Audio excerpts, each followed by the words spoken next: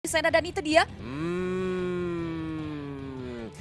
Cipi, kita lihat mulai langsung diinvasi begitu aja dan langsung first blood dari Warlord walaupun harus ditukarkan nyawanya.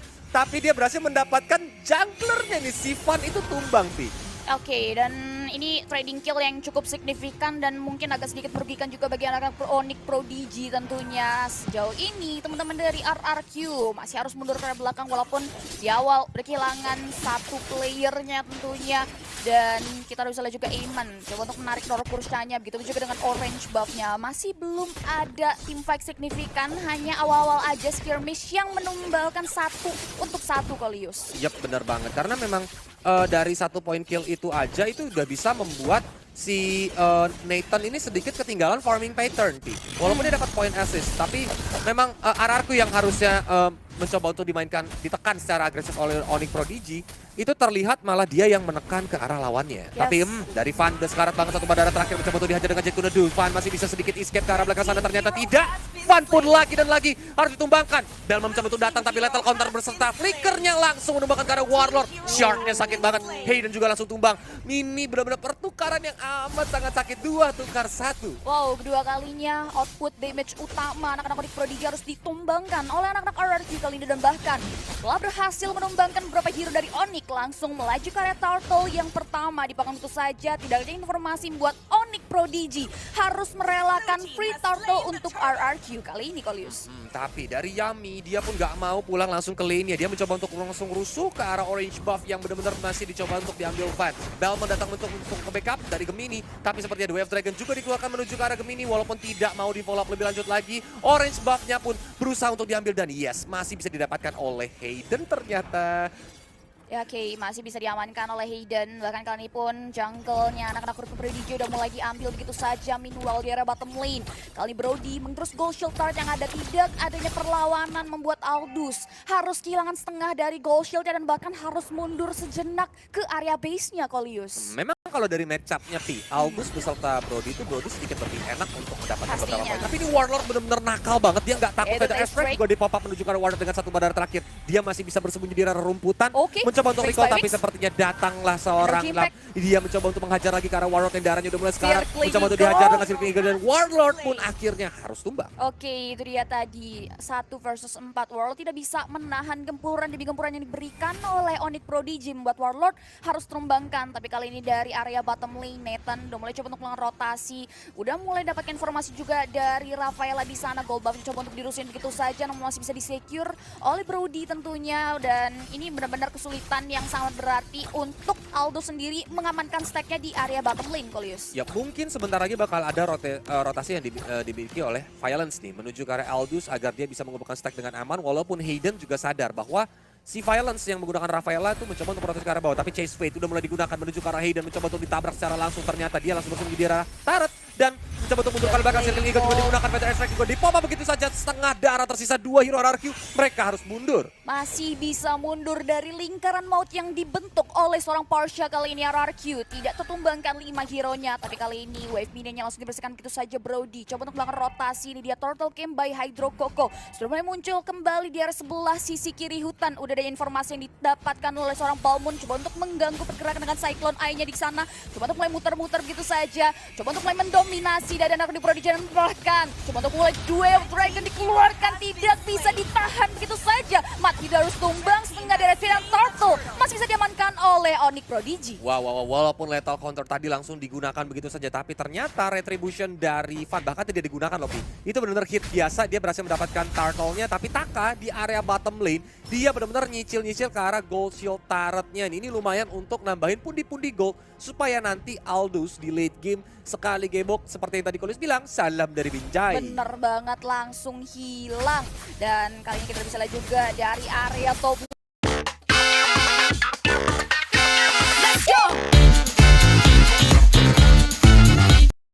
lane 1 versus 3. Bahkan Aiman berhasil menumbangkan Bellman karena tidak bisa menahan gempuran yang diberikan. Tidak ada penjagaan terhadap satu outer target pertama membuat RRQ langsung saja tidak membuang kesempatan. Satu outer turret dari Onyx Prodigy pun hilang gitu saja. Coba untuk melakukan mirroring, Brody membersihkan wave minion, melakukan cutting kali ini Kolius. Hati-hati Taka, karena ternyata di sana juga banyak banget temen dari fans yang bersembunyi. Kalau sampai tadi Taka terlalu komit, maka bisa langsung dihabisin atau dibalikin momennya. Tapi Chase Fate di pop up ternyata untuk menggertak ke arah fans supaya dia mundur sedikit demi sedikit. Walaupun adanya Warlord dan juga seorang Violence, mau tidak mau mereka belum bisa melakukan inisiasi Pi, karena tadi terlalu berbahaya. Dan damage-nya ini belum terlalu besar Pi. Yap. Jadi kayak mungkin nggak bisa nge-secure point kill-nya. Benar banget, masih belum bisa men-secure point kill karena memang damage-nya masih belum bisa dan masih belum cukup membuat anak-anak dari Onyx Prodigy harus mundur ke belakang terlebih dahulu. Tapi kali point of view kita berada di area mid lane. Kali ini teman-teman dari RRQ coba untuk mulai menurunkan tempo permainan setelah bermain secara agresif di menit sebelumnya. Bahkan kali ini kita bisa lihat juga udah mulai melakukan begitu saja, namun sayang sekali Mathilda tidak bisa menahan dan langsung ditumbangkan begitu saja oleh RRQ kali ini Kolius. Baru juga mau lewat rumput Pi. Ciluk Pak katanya langsung ditendang. Happy birthday. Gak bisa ngapa-ngapain di HBD guys ya dari seorang Mathildanya. Dan ini fans memang dari tadi Brody-nya ini belum tertekan sama sekali. Dia dapat satu assist beserta juga dengan Taka. Mereka berdua nih sama-sama menabung nih di Bank BCA Pi ya. Ngumpulin pundi-pundi uangnya supaya nanti di late game bisa join team fight dengan otomatis item yang sangat bagus juga untuk memberikan burst damage yang besar nantinya. Tapi turtle lagi dan lagi, turtle ketiga.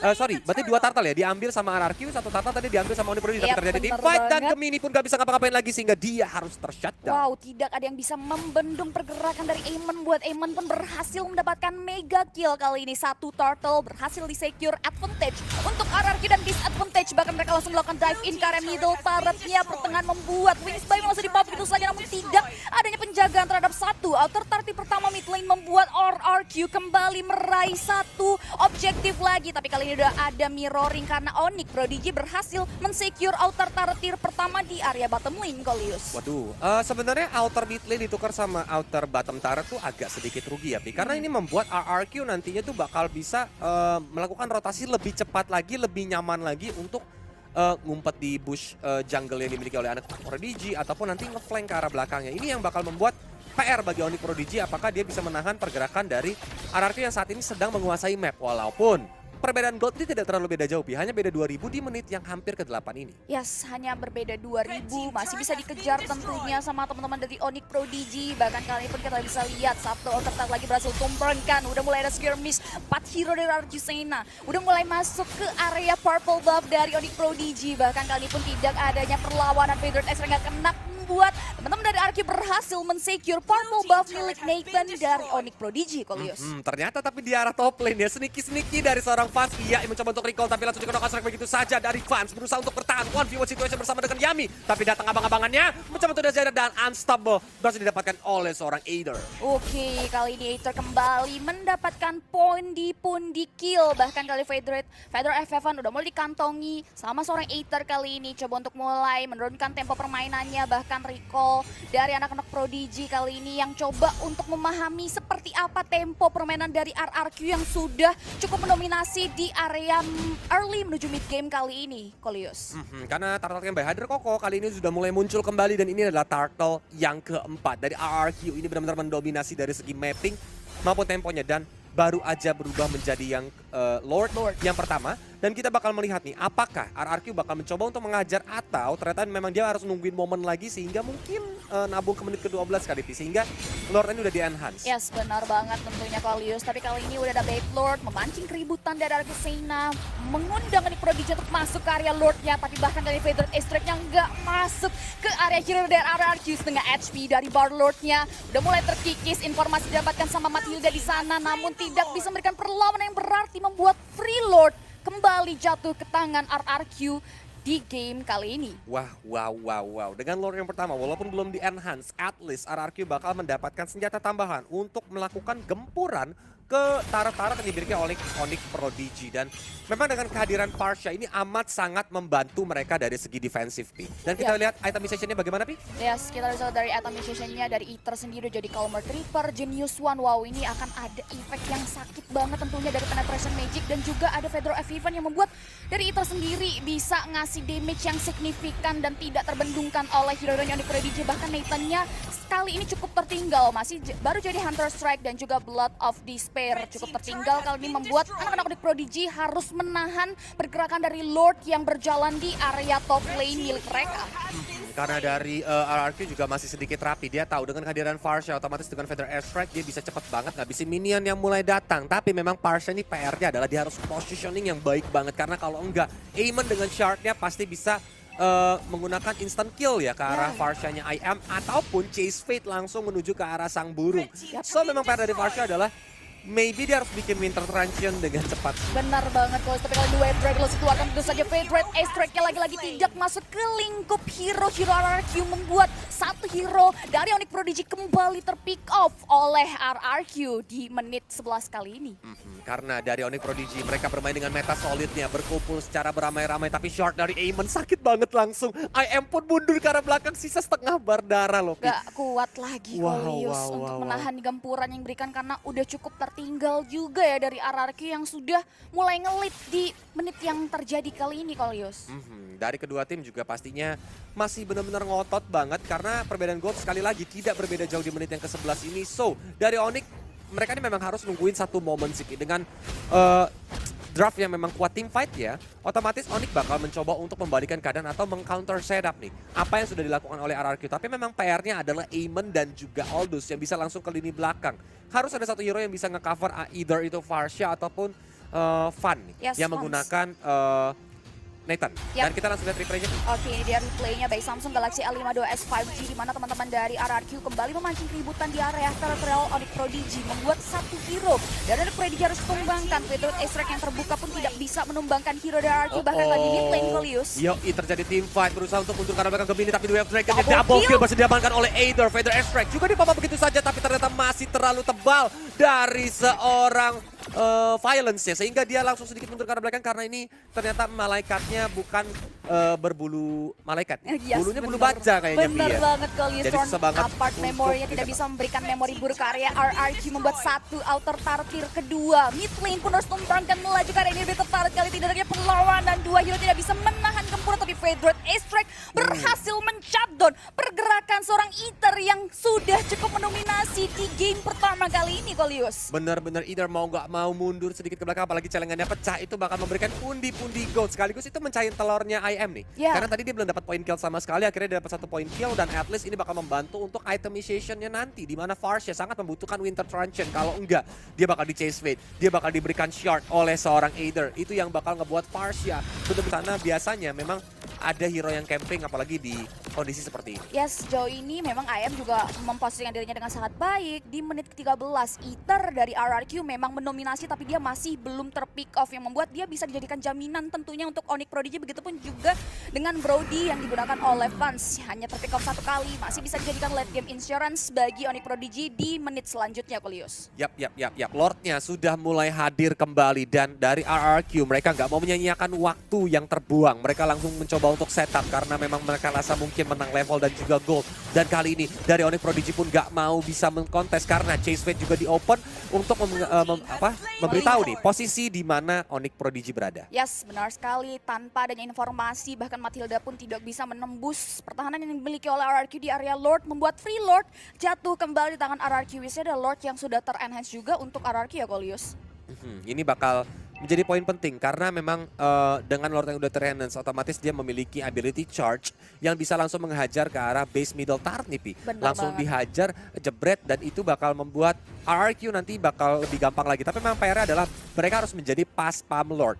Bersama-sama nge-cover ke arah Lordnya at least bisa memberikan charge-nya karena sekali charge tuh harusnya base middle turretnya hancur. Benar banget karena memang setengah dari HP base middle turretnya juga kali ini udah mulai berada di area sisi mid lane. Udah mulai loncat begitu saja, hilang 2 tiga bahkan sudah hilang. Kali ini kita bisa lihat Wave Dragon langsung keluarkan begitu saja. Satu hero hilang dari Onyx Prodigy base-nya. Tidak ada wave minion penunjang pergerakan, mereka udah mulai didorong begitu saja. Langsung diberikan gempuran yang bisa ditahan dan bahkan jauhnya pun harus tumbang Kolius. Wow, defensifnya amat sangat baik karena itu membuat Violence juga harus dengan menggunakan flickernya. Dia mundur ke arah belakang sana. Ini benar-benar rapi banget dari Onyx Prodigy walaupun satu hero IM harus ter-take down. Tapi dari RRQ mereka semua tidak bisa berbuat banyak karena minionnya langsung habis. Semuanya tidak ada yang bisa membantu mereka untuk menyerang ke arah base dan mereka harus mundur setup ulang lagi membuat Onyx Prodigy masih mendapatkan sedikit nafas. Yes, benar banget. Tapi advantage-nya untuk RRQ karena mereka sudah berhasil menumbangkan 3 inhibitor penjaga base terutamanya Onyx Prodigy. Walaupun tadi di teamfight berhasil menumbangkan Parsha, namun Onyx Prodigy masih memiliki defense mekanisme yang baik di Spade karena sisi mid lane Kolius. Coba untuk langsung menabrak begitu saja, killing spree masih didapatkan karena Fan-nya akhirnya tumbang 2 hero bahkan Fans juga harus ditumbangkan di sana. Mau tidak mau Feather Strike langsung dibuka, double kill didapatkan oleh Aether dan ternyata hanya tersisa 2 hero tanpa adanya Feather Strike. IM beserta Gemini akan menahan gempuran dari 5 hero RRQ yang masuk secara bersamaan. Recall tribute to Bung Cornet sudah mulai digunakan tapi masih ada cycle sweep mencoba untuk mengusir ke arah minion base-nya terbuka lebar. Apakah bakal dimenangkan dan yes, kemenangan game yang pertama untuk RRQ. Oke, itu dia game yang pertama untuk RRQ. Nice try Onyx.